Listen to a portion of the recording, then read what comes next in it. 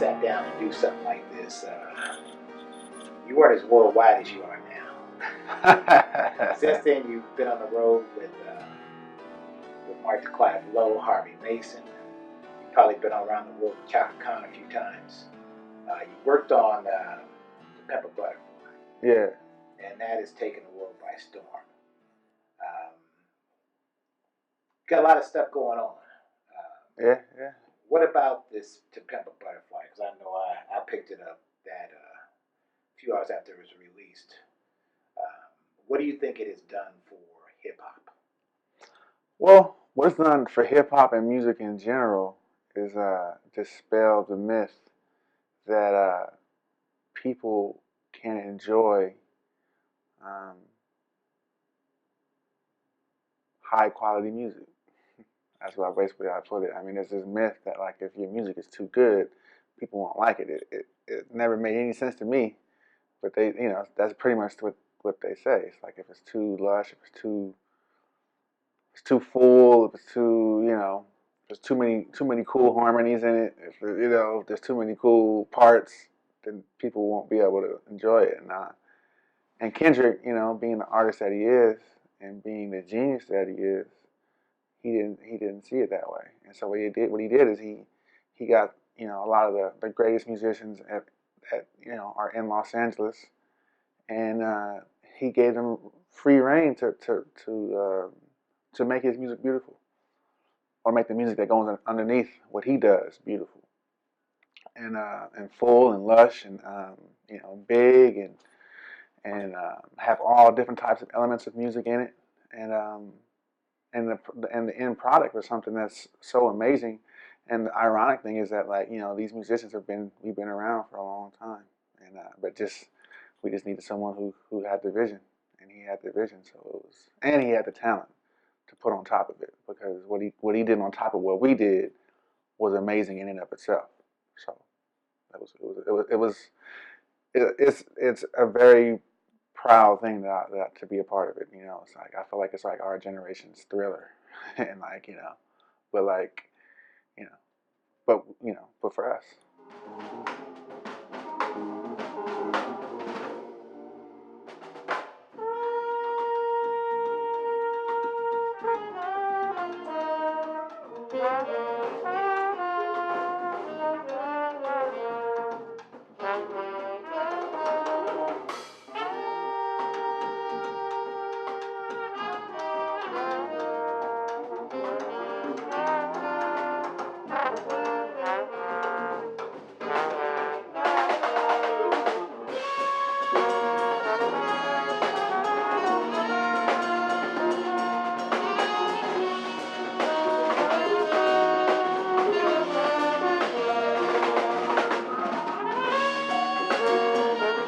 I noticed a lot of the West Coast Get Down crew put their hand on it. Yeah. So a lot of new music coming from that crew. Your Epic, the Epic, is going to drop in May. I noticed Terrace Martin was working. He's got Velvet Portraits coming out. Can you speak to some of the music that's coming from some of the other artists? Is Thundercat dropping anything soon? Thundercat may be dropping something pretty soon. I know that his brother Ronald Bruner has an amazing album that's going to change the world. Miles Mosley has an amazing album that's going to revolutionize what people think the upright bass can do. Brandon Coleman has an album that is basically every song is a movie score. So Cameron Graves has a completely this new revolutionary music. It's kind of like it's a fusion of like heavy metal, punk rock, and jazz, but classical. It's a fusion of music that's fused in a way that I've never heard. That it's pretty groundbreaking.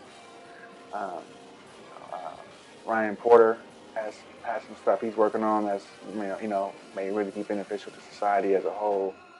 Patrice Quinn is working on a record. There's a lot going on, and it's all about to come out. So everybody needs to be on the lookout, because music is in a good place right now. There's a lot of good music. I mean, it's just right at the start line, about to jump off. So keep our eyes open. Are you wearing your producer hat on these projects? Well, we all produced each other. You know, we're friends, and yeah, so we all produce each other. We're friends. We we all contribute to one another. It's a very organic way we work together.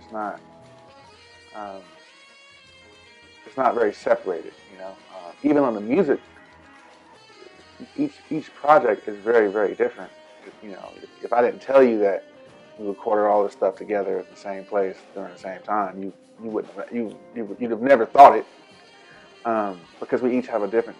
Even though we came up together and our journeys are connected, we each have a different journey, we have a different life, we have a different family, different upbringing, everything. You know, and so, and each person in the West Coast Get Down, but what's unique about us is that we all maintain our individuality. Despite like being, you know, we've been playing together for 2 decades, and I've known Ronald for 3 decades. We've all known each other since like elementary school or high school at the latest. Um, it's we've maintained our identities while creating a identity that can kind of encompass all of us. So it's an interesting thing. It'll be really cool to see how people perceive it when they hear all these different styles of music that have come from this one source. And Dante Winslow, brother from Baltimore. Yeah. How does he fit in this equation? Well, I mean, Dante came to LA, but Dante grew up, a big fan of Snoop and Dre, and Tupac is from Baltimore. They went to the same high school.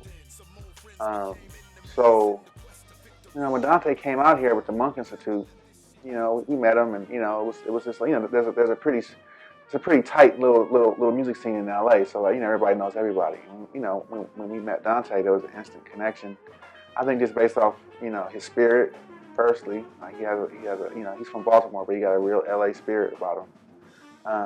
And then secondly, just his love for music, and the music he loves. It kind of fit in with the music that we love. I love, Roy Hargrove, people like that. That we had a mutual, connection.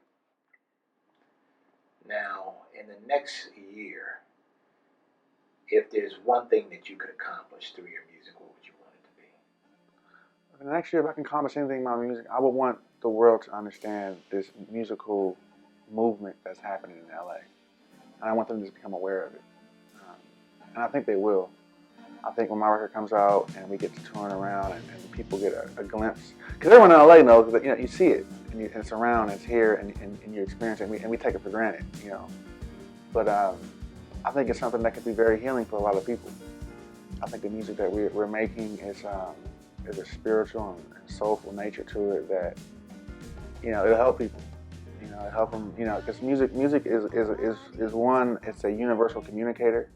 So I can communicate with anyone in the world with music, regardless to their language, their culture, whatever.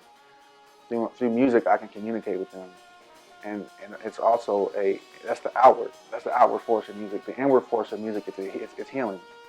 Like John Coltrane healed me. Kenny Garrett healed me. James Brown healed me. Kendrick Lamar heals me. You know what I mean? And I believe our music will heal people because, I remember what it was like growing up and feeling like there was nothing or anyone that I could relate to. And, just because I was into music, I was into the mind.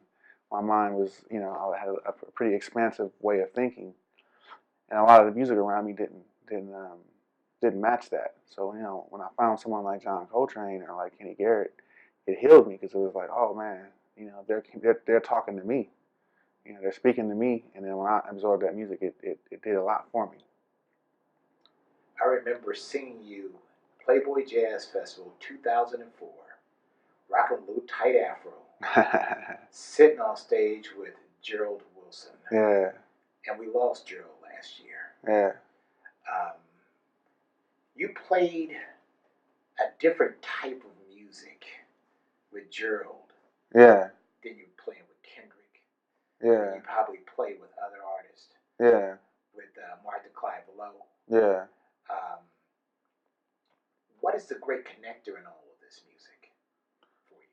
Like I said before, it's the spirit and the soul. Music it comes from three places. It originates, I think, from another dimension, some kind of spiritual world that we don't really have a grasp of. I don't have a grasp of it, but I know when I'm writing music, it just comes to me from some other place. And then when it comes to me, then I form it into my soul, and then I use my mind to pull it out of myself and put it into the world for someone else to hear, experience. So the connection we have with Gerald is Gerald came from the same thought process of freedom, of intensity, and of innovation that we come from. Gerald Wilson. If you accuse Gerald Wilson of sounding like anyone, even at 80-something, 90-something years old, you might get into a fight. You might have to put your dukes up because Gerald Wilson was an individual, and that was important to him. And he also had a fire, and that's a fire that it's big in Los Angeles. Gerald is not from LA. He lived in LA for over 50 years, and that fire, more than that, he lived in LA for over 60 years. I'm sorry, that fire that he had. It's like, even though the aesthetics of our music, but even the aesthetics, as far as my music is concerned, it was greatly influenced harmonically by Gerald Wilson. It was greatly influenced. Like his sense of harmony, the 8-part harmony, all that stuff. You hear that in my record. There's some songs that the strings and choirs are in 8-part harmony, and that's straight up, influence from Gerald Wilson. Even like my affinity towards classical music, I had it before I started working with Gerald, but I heard it in Gerald's music before I started working with him. So it was like I heard it in Gerald's music, and then I got into classical music because I could hear Gerald's music in the classical music, and it was like a cycle. So Gerald is a very key figure in Los Angeles, in the music of Los Angeles, for sure. Now, many people cite Billy Higgins when they talk about the jazz scene in Los Angeles. How did Billy Higgins impact your life? Well, Billy Higgins, first of all, he was the most recorded jazz drummer of all time. So many of the records that I loved, so many of the artists and albums that were pivotal to my life, he was playing drums on. So that was the first stage. Second stage is Billy Higgins, along with Kamal Daoud, opened a place called the World Stage. And for people living in South Central Los Angeles, that's the only place we had to go play. There was Fifth Street Dix, and there was the World Stage. The World Stage is where I heard my first concert. That's where I heard my first concert I ever heard was Pharoah Sanders at the World Stage. And as a kid, I'm 13, 14 years old. There was no way I was gonna get to Hollywood. There was no way. I would walk to the World Stage. And then beg for a ride home at 2:00 in the morning. So it was important because Billy Higgins was a celebrity. He was a legend when he decided to do that. He didn't have to do that. He could have just kept touring and doing what he was doing, but he gave back to his community because he's from LA, and he gave back. And not only did he give back in opening the club, but he was down there at the club. And if you had to get, when we would play it at the World Stage, Billy would come down and sit in with us, and it meant the world to us because it was like, first off, it was just, I learned so much every time I played with him, but secondly, it was just it just filled you up with confidence that like this legendary drummer thought enough of you to come down and play with you and let you play with him. When he would play at the World Stage, if you were there, he'd call you up to sit in and stuff like that. He took Terrace Martin to Europe with him. Just stuff like that just meant the world to us. Now, you and Terrence, you guys do a lot of stuff together. I see him tinkering on the keyboard, but at the same time, I see him playing the alto. Yeah. What did he pick up first? Oh, Terrence is a saxophone player. He's a great producer, great writer, and he can play. I play piano too. Anyone who writes music in general can play piano. Most people that write music can play piano or guitar.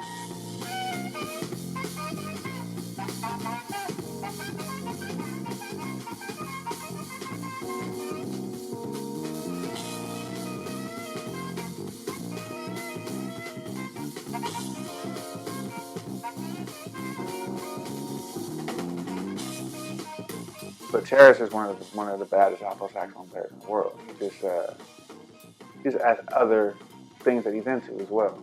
So a lot, and it just happens to be that those other things are what people know him for. But he comes down to the piano bar all the time, and I've seen many alto saxophone cases close after they hear a Terrace Martin solo, because you know what I mean. He plays the alto saxophone in a different kind of way. He and a good friend of ours, Zane Musa, they have a fullness to their sound on alto that is unique. It's I've never heard anybody play alto like Terrace. He plays it almost like a tenor, but not. But it sounds like an alto player, but he has the depth of a tenor on the alto. So he's amazing.